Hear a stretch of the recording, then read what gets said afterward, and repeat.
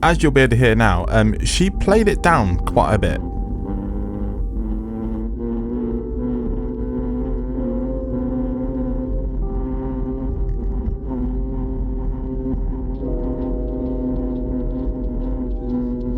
Second Life Bikes has been part of my life now for almost 2 years, or more than 2 years. A long time, put it that way. And it's very quickly become my entire identity. Generally, when people talk to me or when I talk to them, they just assume it's going to be about bikes. And I'm not that mad about that, to be honest, because I really do enjoy talking about bikes. It may come to surprise some of you, I'm not a trained bike mechanic. I learned everything from messing with my own bikes and tinkering with other people's bikes when they weren't looking. But that doesn't stop people from coming to me quite often and asking me, what's this with my bike? Or what's that happening there? Or what's wrong with it? And why is it broken? But more often than not, when people start talking to me about their bike, they're talking about, oh, it's making this noise here, or this bit squeaks, or this bit doesn't do this very well anymore, or I can't change gear very well, and things like that. And my response nearly all the time is, it's not broken, it's just dirty.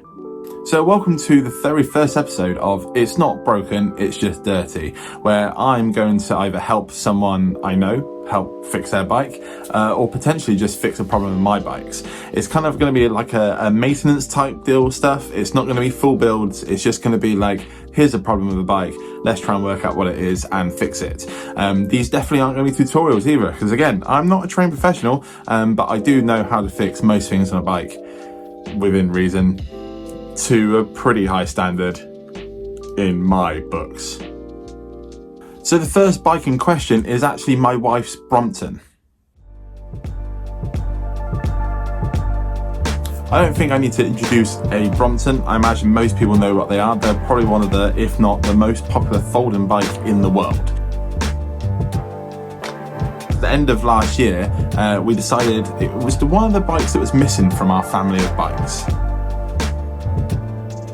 All our bikes, mainly my ones, all live in the shed outside. And to be fair, because I'm the one mainly using it, it's not the most inviting place and it's not the easiest place to get bikes in and out of. True, completely my fault. So we wanted something that my wife could have indoors in the house that she can quite easily get in and out of the house really quickly for when she's going to work and whatever else she's going to use it for.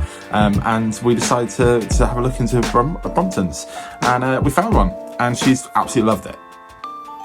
She's been riding it non-stop through the winter so far, and recently she started mentioning a rubbing sound that was happening on the bike somewhere.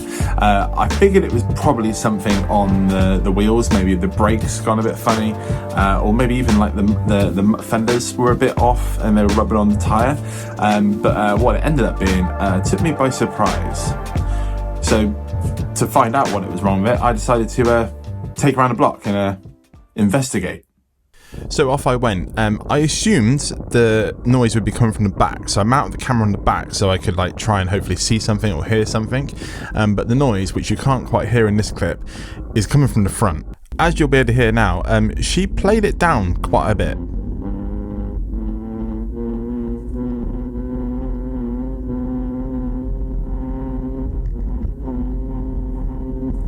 It was way worse than I thought, so I pulled over to see if I could work out what it is.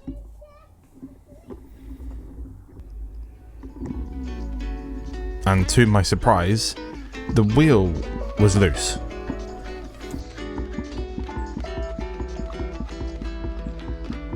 So let's get it on the stand, let's sort out the wheel.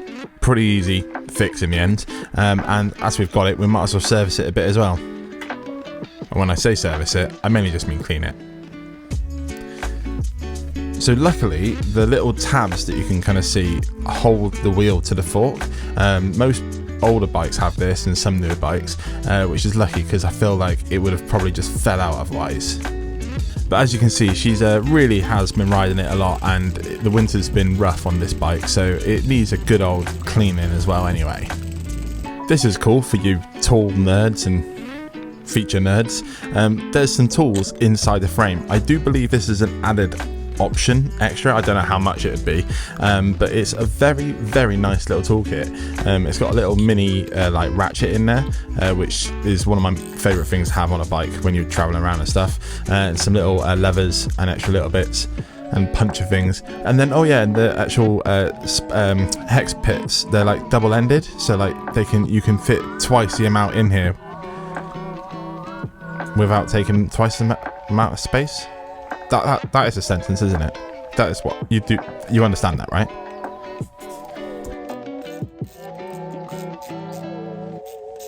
So I literally just tightened the wheel up.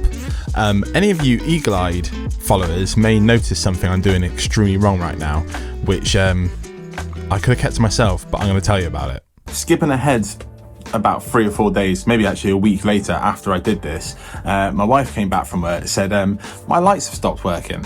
And I was like, it's a dynamo bike, or it's dynamo hub. It'll be fine. There must be something weird going on. And I couldn't work it out. And I just kind of left it, and I figured the hub would have been broken or something that's gone wrong. And I was like, well, here's some normal lights, and we'll just move on with that for now. Until I started editing this video, and I spotted that little bit there where the cables from the dynamo are now between the hub and the fork, and I've torn the cables.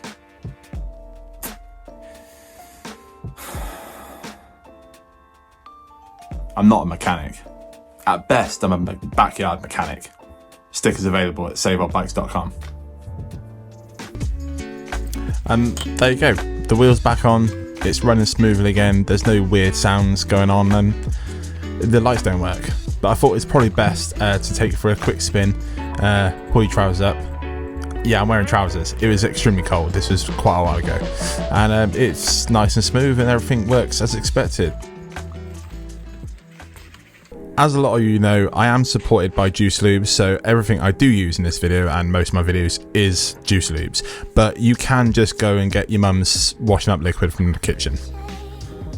This, on the other hand, is a chain cleaner, also by Juice Lubes, and it is the most satisfying thing. Well, that's pretty satisfying as well, actually, to be fair. But it's the most satisfying thing to clean your chain with. I've used these from different brands over the years. They're not a new thing, but it's been a while since I've used it. Oh, it also doesn't hang on the silly Brompton derailleur. If you've got a normal one, you don't even have to use your hands, which is good. Also, because the chain's short, I kept hitting it with the pedal. But look how dirty that is.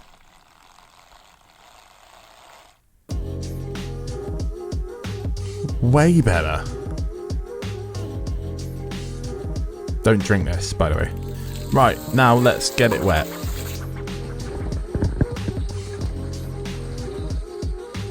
I'm spraying it down with some bike cleaner, but you could, like I mentioned before, just grab some washing up liquid in a bucket of water and a sponge and just kind of get it all on there. But the thing that I would say it's worth investing in is some sort of brushes, so you can then agitate all the dirt and kind of get it all kind of soaked up and foamed up, and then simply rinse it down. Simple as that. Clean bike.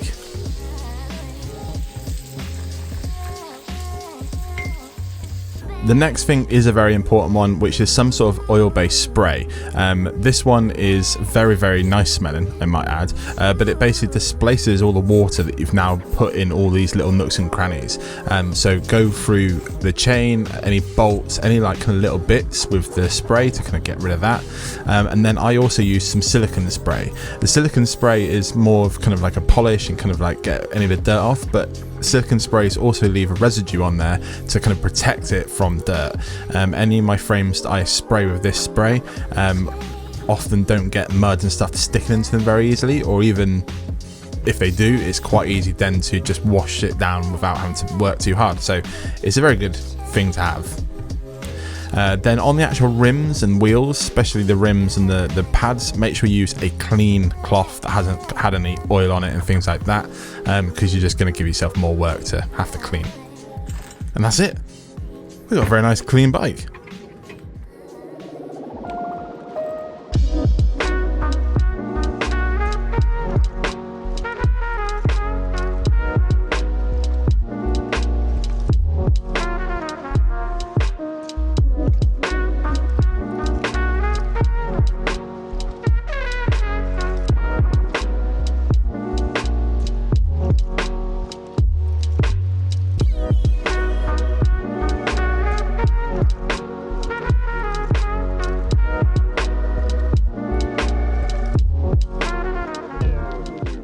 And that's that. I think that's quite a successful first episode, really. Apart from the fact that when I said at the beginning, it's not broken, it's just dirty, this one was kind of broken and then I broke it more. So forget what I just said. It wasn't very successful, but it is now fixed. Future episodes will just be about dirty bikes. But let me know what you think about this video. It's very similar to what we do anyway, but it's very specific on this bike has a problem. Let's try and fix that and kind of sort it out a little bit and then send it on its way, instead of just full crusty breakdowns of bikes and rebuilding them up to something. So, you know, let me know what you think. And more importantly, I feel like this series needs a sticker. I was going to make a sticker saying it's not broken, it's dirty, but it's too many words. It's not very good. So maybe there's going to be an ongoing theme or catchphrase that I'm going to say in one of these episodes. So keep an eye out. Maybe I've said it already. Let me know in the comments, and we'll get something in for a theme, if you like, for these episodes. But if you're new to the channel, do feel free to hit the subscribe button. It's definitely worthwhile. There's lots of bike builds coming up. And if you're not new to the channel, if you've seen my videos before and you've not subscribed, hit the subscribe button, please. And if you can't wait until next week, my wife's just actually interrupted me there to stop me, to remind me that I still haven't fixed her bike.